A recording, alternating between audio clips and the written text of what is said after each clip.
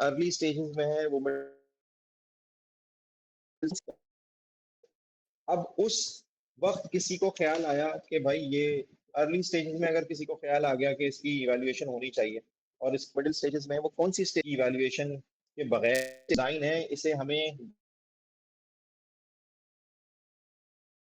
Design evaluation strategy होगी go live या इसे हमें रिलीज नहीं करना चाहिए, तो उस वक्त वो डिफरेंट इवैल्यूएशन की जरूरत है। जो डिजाइन पे ये ख्याल आया कि भाई ये डिजाइन बेस्ड इवैल्यूएशन की जरूरत है, उस वक्त जो स्ट्रैटेजी होगी वो अलग होगी। और अगर लेट से एट द रिलीज पार्ट उसको ख्याल आया, रिलीज फेज में उसको ख्याल आया कि डिजाइन की इवैल्यूएशन जरूरी है, तो उस वक्त की जो इवैल्यूएशन होगी वो बिल्कुल डिफरेंट होगी।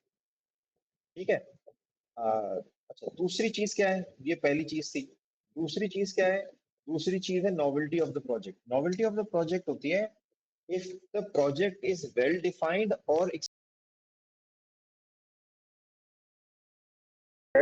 आपका फर्स्ट ईयर में पढ़ा होगा कि या तो हम रिक्वायरमेंट्स लेते हैं कस्टमर से या किसी भी क्लाइंट से और उसके हम कोई प्रोजेक्ट बनाते हैं उसके लिए, और दूसरा रिक्वायरमेंट्स उससे जमा करते हैं और इन प्रोडक्ट्स को बनाते हैं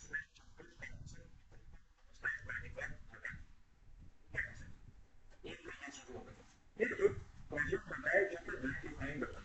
वेल डिफाइंड का मतलब यह है कि उसमें बाउंड्री बिल्कुल सेट है। आपको पता है कि उसमें लक्ष्य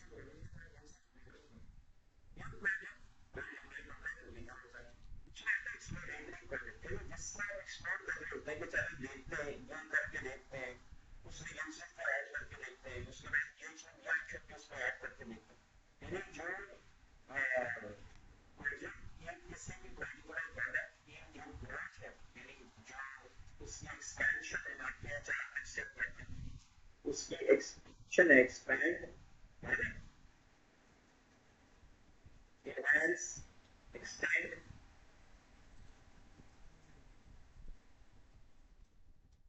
यार इस तरह की चीजें वो आप एक्सप्लोरेटरी मैनर में कर सकते हैं।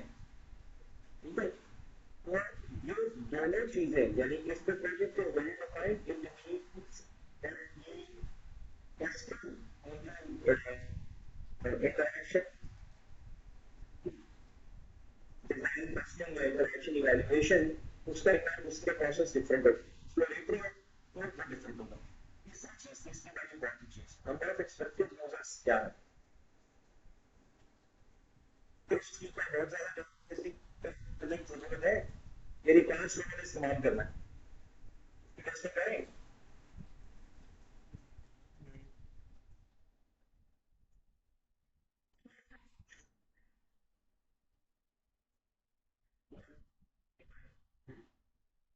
रिक्वायरमेंट ऐसा है या really ये बात को समझने की जरूरत है हमें कि जब हम number of expected user limited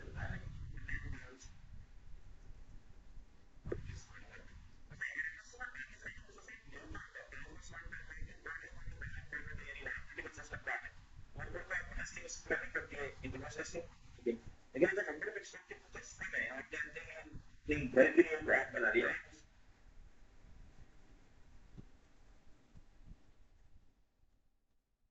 testing intersection आप उसके अंदर ह्यूमन बीइंग में करना पड़े अगर सर्विलेबिलिटी पर ज्यादा भी हो क्योंकि कोई तरह का एक्स्ट्रा नहीं है मैं एक घंटे में सबको बिठा के एक साथ ट्रेन कर दूं और उसके बाद ये लोग इस्तेमाल करते रहें। तो नंबर ऑफ एक्सपेक्टेड यूजर्स लेकिन अगर 5 मिलियन है 10 मिलियन एक्सपेक्टेड यूजर्स तो वो फिर ऑब्वियसली कैंसिल है। ठीक है, और इसी तरह से फिर चौथी चीज क्रिटिकलिटी ऑफ द तो जिसकी हमने इसमें भी बात की कि कोई life critical medical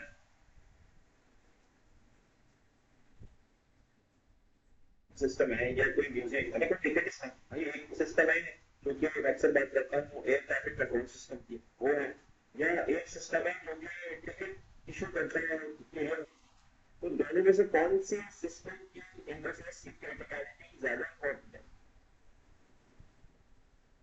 air traffic control system की या फिर वो टिकट इशू करता है। एयर ट्रैफिक सिस्टम की air air traffic interface issue की वजह से नहीं मिलेगा किसी का लगा टिकट इशू हो गया तो इतना बड़ा मसला नहीं है, लेकिन मैं रेट तक पहुंच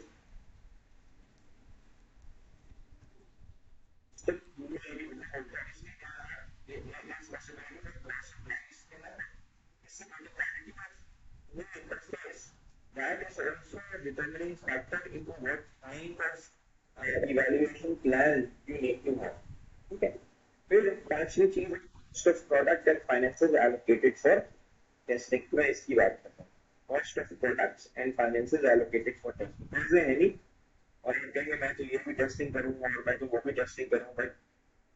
आपको पता होना चाहिए कि आपका बजट कितना है, क्योंकि हम हर वक्त बात करते हैं क्रिटिकल सक्सेस फैक्टर्स में जो फैक्ट नहीं है वो ऑन टाइम और दूसरा है विद इन बजट और तीसरा एक और है विद फंक्शनलिटीज. लेकिन जो कॉस्ट है जो फाइनेंसेस है वो मैं आपको हायर करूंगा और उससे टेस्टिंग कराऊंगा और सलाह करूंगा और ये करूंगा और मैं इसके हीट वैल्सी बनवाऊंगा मैं इसके अलग चीज नहीं करूंगा. लेकिन आपका पैसा है नहीं, तो जो इवैल्यूएशन प्लान होगा वो ये फाइनेंसिस पैसे हैं उनको नहीं होगा. ठीक है. छठी चीज टाइम कितना है आपके पास. अगर आपके पास टाइम बहुत है तो आप जो मर्जी प्लान बना ले. आप यूनिवर्सिटी प्लानिंग हमने भी प्लानिंग के टाइप्स नहीं ये जो टेस्ट है यूजिबिलिटी टेस्ट है इनके टाइप्स नहीं पढ़ी है, लेकिन जब टाइप करेंगे तो पता चलेगा कि कितना टाइम होगा.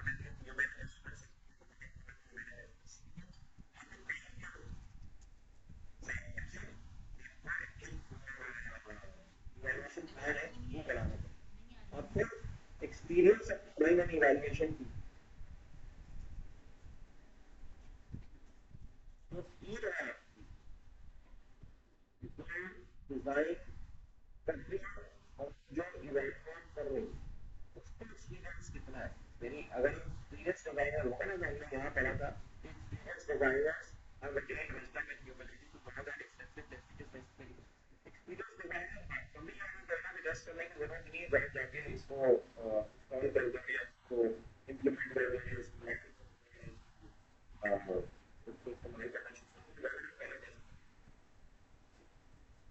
ठीक है. और आप देखें आप अगर कहीं से गाड़ी या तो मैकेनिक से सही कराना चाहते हैं तो जो अच्छा मैकेनिक या अच्छा सही करने वाला होता है वो सब चीजें ठीक करेगा, लेकिन उसके बाद खुद बैठ के टेस्ट जरूर करेगा.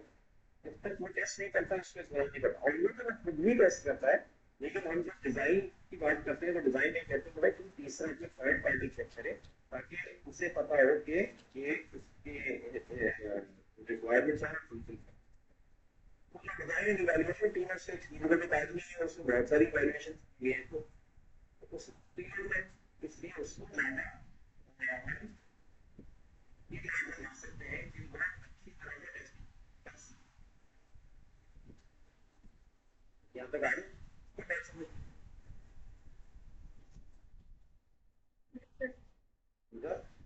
जी सर क्या समझ में आया जरा तो बताओगे.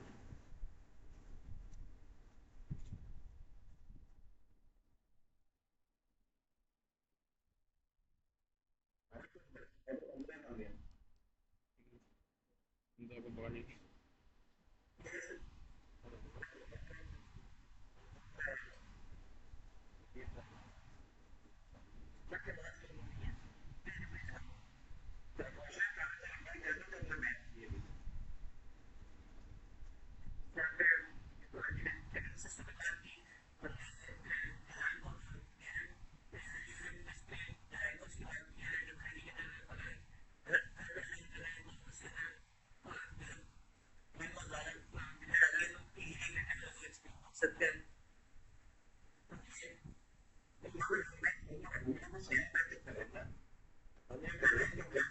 डिजाइन को कोई केस को इवैल्यूएट करने का प्लान बनता है तो उसके डिटरमिनेंट्स जो होते हैं कि कौन सा प्लान बनेगा कैसा प्लान बनेगा तो उसके लिए डिटरमिनेंट्स होते हैं. और उन डिटरमिनेंट्स से स्टेज ऑफ डिजाइन होता है पहला, नॉवेल्टी ऑफ द प्रोजेक्ट होता है, नंबर ऑफ एक्सपेक्टेड यूजर्स होते हैं,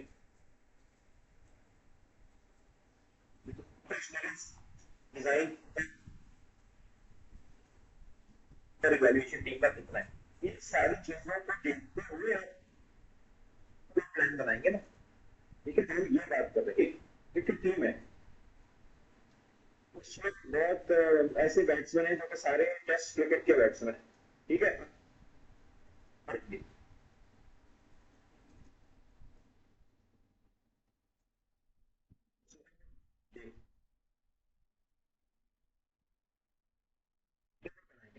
आपके पास बहुत सारे टेस्ट मैच खेलने वाले हैं, 5 में आप अपने चीजों को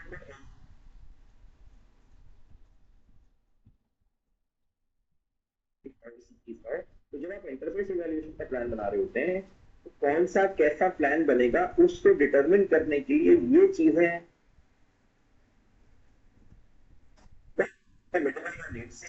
डिजाइन का अर्लियर डेट है, दूसरी चीज फाइनल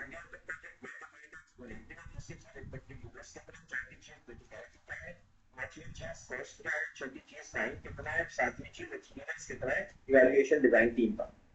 मेरे यहाँ तक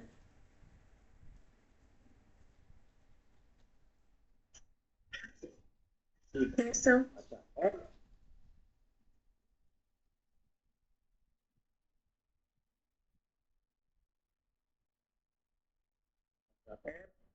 usability evaluators must broaden their methods and open to non-empirical methods such as user structures, consideration of alternatives, and ethnographic.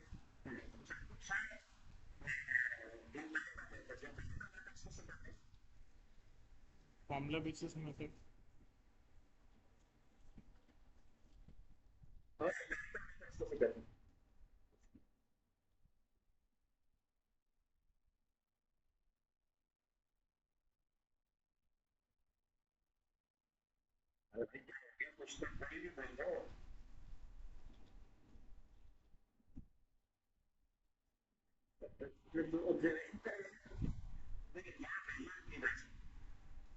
ठीक है, तो बहुत सारे ऐसे मेथड्स हैं जो एम्पेरिकल मेथड्स हैं,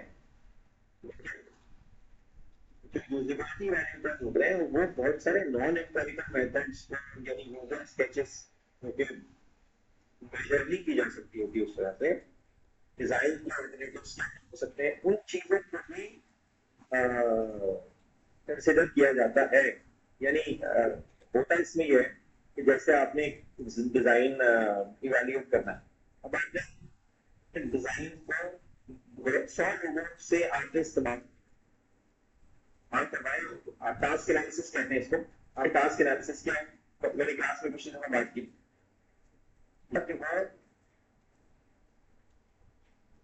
याद है ना सबसे पहले कहाँ देखते हैं एक पर्टिकुलर टास्क को, एक पर्टिकुलर एक्शन को ढूंढने के लिए चक्कर चक्कर तो ये कोई तरीका होता है कि क्या टाइम करने के यूजर्स को ऑन एन एवरेज इस पर्टिकुलर टास्क को परफॉर्म कर इंटरफेस में सबसे कम टाइम लगे। इंपेरिकल मेथड ये कहता है कि वो सबसे ज्यादा एफिशिएंट होता है, हमेशा इंपेरिकल मेथड को ला नहीं करता है, मिक्स मेथड अप्रोच फॉलो करता है। इसमें इंपेरिकल और एम्पिरिकल अप्रोच हम बैच में करेंगे।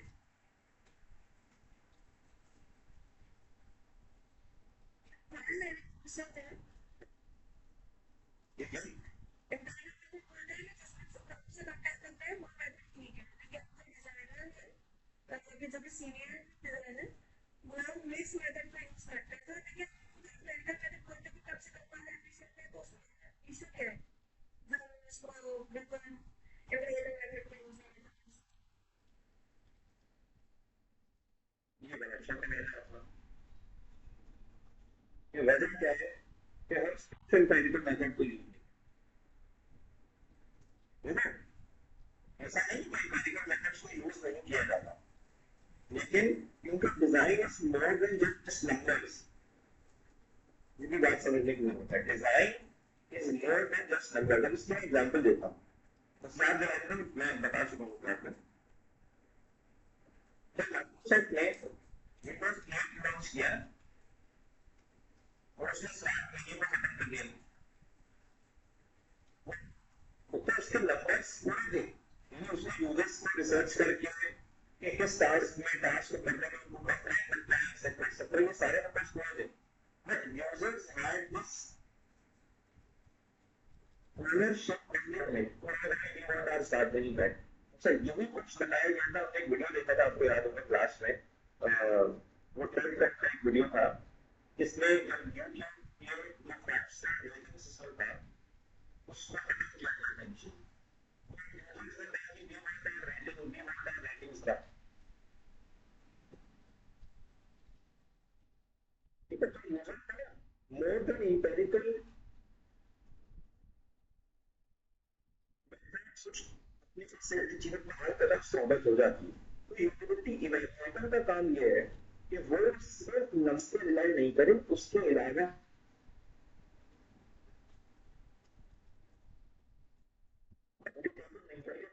उनको भी कंसिडर एक्सपीरियंस यूटिलिटी वैल्यूएटर्स होते हैं, वो इन चीजों को ज्यादा इस्तेमाल करते हैं, यूजर स्केचेस को इस्तेमाल करते हैं, डिजाइन ऑल्टरनेटिव्स देख रहे होते हैं कि इसके और कितने डिजाइन हैं, उसके इथनोग्राफिक्स सेटिंग्स करते हैं और उसके बाद किसी डिजाइन को फाइनल को कहते हैं ये this will be the final, ठीक है। Yes, sir. Recommendation needs to be based on observational findings. The design team needs to be involved in the research team on the current system design. Drivers, people, the techniques are evolving constantly evolving. Okay, अब हमारे पास मसला होना चाहिए over 20 years.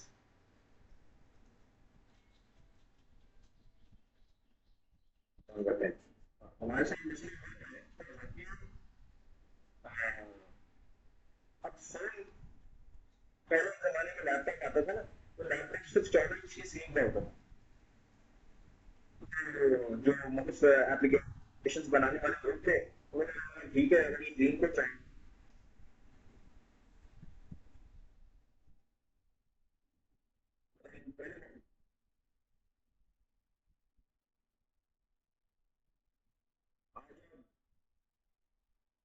किसी के पास 16 inch का monitor है, किसी के पास 17 इंच का मॉनिटर है, किसी के पास 10 इंच का लैपटॉप है, किसी के पास 13 इंच का लैपटॉप है, किसी के पास 13.3 है, किसी के पास 13.6 है, ठीक है। इन सारी मुख्तलिफ तरह की डिवाइसेस, यानी अभी तो मैंने टैबलेट्स का साइज नहीं बताया, 8 इंच का, 7 इंच का, पता नहीं 9 इंच का, और जो फोन्स की स्क्रीन है वो, तो इन सारी चीजों की वजह से हुआ क्या, हम गए जो टेक्नोलॉजी से की हमने बात किया, एनिमेट यूजर इंटरफेसेस है एडेप्टेबल यूजर इंटरफेसेस, ये क्या होते हैं, आपने वेबसाइट बनाई, अब आपने उस वेबसाइट को, पहले हम बनाते थे वो वेबसाइट जो कि एक बड़ी स्टैटिक किस्म की वेबसाइट होगी, तो इमेजेस की ट्रांसलेशन होती थी, और जैसे आपने स्लिम बना वो पूरा हेडर ये मॉनिटर पे आ गया और आप आराम से वेबसाइट पर बात करने लगे कोई भी यूजर, लेकिन हुआ क्या कि वो स्क्रीन साइजेस बनाने लग गए। अब वो शुरू में होता ही था कि जब आप अपने स्क्रीन को मैक्सिमाइज करते हैं तो साइट जो है एक कोने में आ जाती बन जाता, तो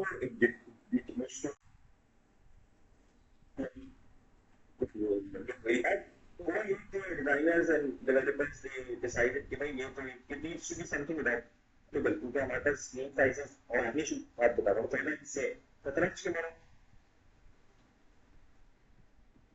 है, जो 21 इंच के मॉनिटर है, तो आहिस्ता आहिस्ता ये मोबाइल डिवाइसेस जिनमें इसके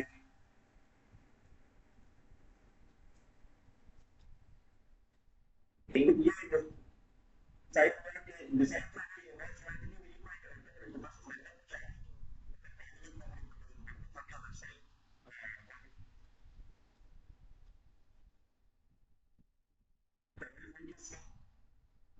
किसी भी साइज की हो उसके लिए ठीक रहे,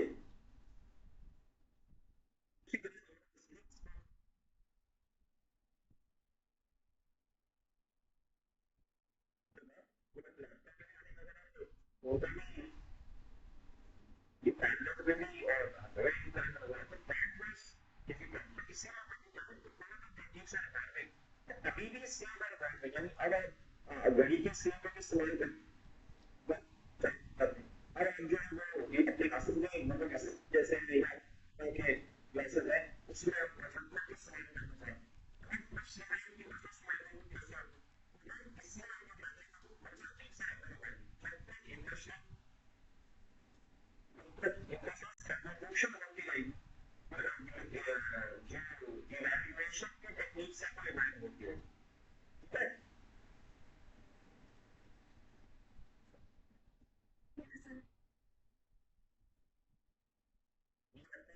विजुअल समझे मेरी बात, मैं आपको सुन ही नहीं रहा क्योंकि यही लगा बस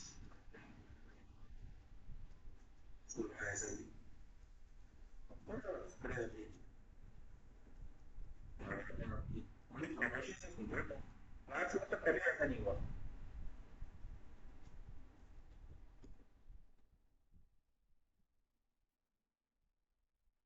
ठीक है अच्छा अच्छा आगे बढ़ते हैं। The range of evaluation plan,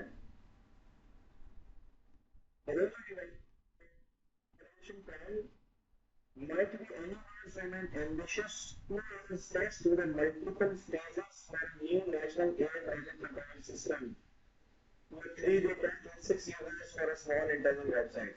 AI project recovery system के बाद इसके अपने लेकिन वेबसाइट की उतनी वैसी नहीं होगी ना ठीक है। The range of cost ranges from 20% of a project down to 5%. यानी टोटल अब आपने कभी शायद अपने प्रोजेक्ट की बजटिंग की होगी आपने मुख्तलिफ मेथड्स पढ़े होंगे शायद फंक्शन पॉइंट मेथड या एक कोकोमो मॉडल है और इस तरह के मॉडल हैं जो कॉस्टिंग करते हैं किसी भी प्रोजेक्ट की। और हम कभी भी अच्छा उसको क्या पढ़ाते भी नहीं जाए लेकिन एक बड़ी इम्पोर्टेंट चीज है ये कि जब यूजिबिलिटी इवैल्यूएशन की कॉस्टिंग आपने रखी हुई अपने प्रोजेक्ट में तो इवैल्यूएशन टाइम नहीं जब टाइम नहीं है तो आप टेक्निकल जो भी है ठीक है यूजर फंक्शनैलिटी को थोड़ी आपकी कोई चीज खरीदता है यूजर को इंटरफेस डिजाइन की वजह से आपकी चीज खरीदता है फंक्शनैलिटी को बता नहीं देता है।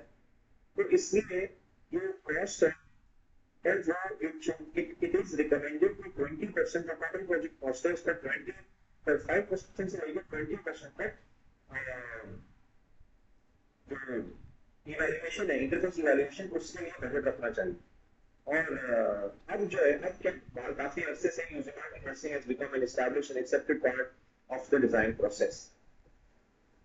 यहाँ तक बात समझ में आई?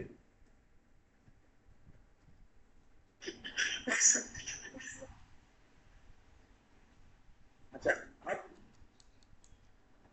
इम्पोर्टेंट आर्टिकल है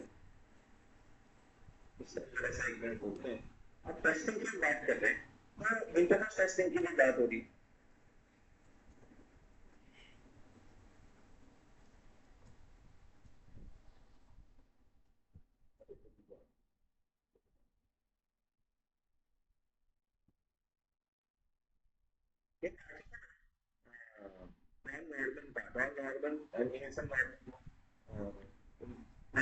एक काम है नीलसन का नीलसन भी नाम है इंटरफेस डिजाइन का वो मैं आर्टिकल आपको दिखाता हूँ अभी बल्कि अच्छा ही दिखा सकता हूँ। वाई